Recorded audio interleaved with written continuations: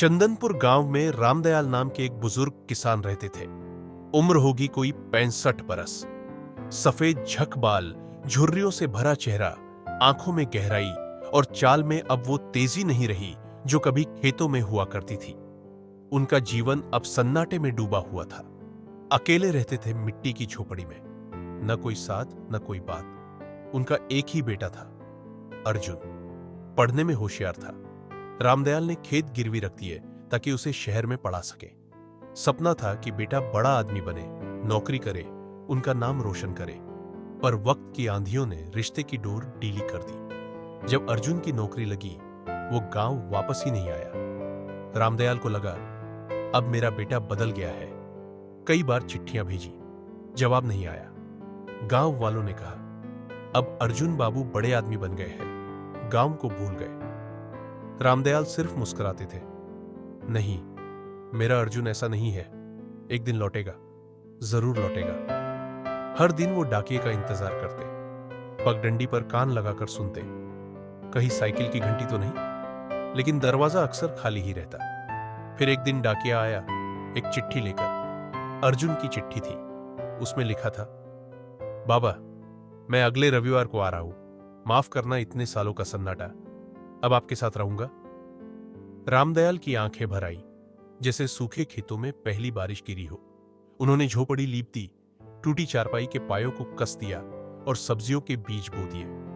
रविवार आया, दोपहर को बस रुकी और अर्जुन उतरा।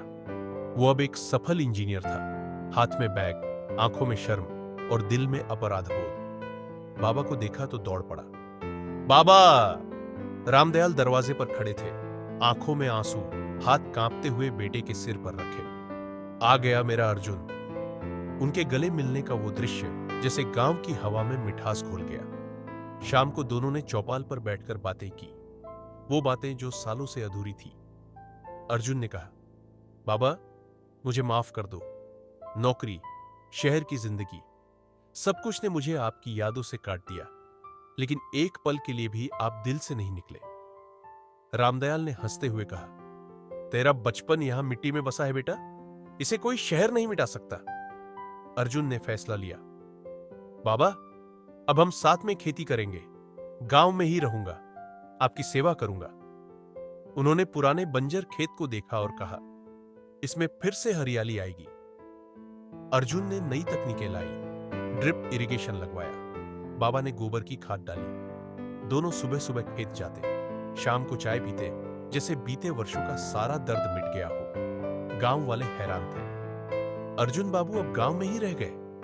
रामदयाल मुस्कुराते, हाँ, बेटा लौट आया है, सपनों को लेकर नहीं, अपनापन लेकर। कुछ महीनों बाद खेतों में अनाज लहलहाने लगा। रामदयाल अब कमजोर थे, लेकिन खुश थे। अर्जुन ने गांव में एक छोटा स्कूल भी खुलवाया, ताकि गांव के बच्चों को भी उसका ही जैसा मौका मिले। फिर एक दिन अर्जुन ने पूछा, बाबा, मेरे बेटे को आप ही नाम देंगे? रामदयाल की आंखों में आंसू थे। नाम वही जो मेरे बाबा ने मुझे दिया था, अर्जुन। यह नाम अब पीढ़ियों तक चलेगा। गांव में सुबह हुई, खेतों में हरियाली थी। रामदयाल अब पेड़ के नीचे बैठते, अपने पोते को गोद में लिए। अर्जुन खेत में काम कर रहा था, वही खेत जो कभी वीरान था। रामदयाल ने आसमान की ओर देखा और कहा, हे भगवान, तेरा शुक्र है, मेरा सपना लौट आया, मेरी वापसी पूरी हुई।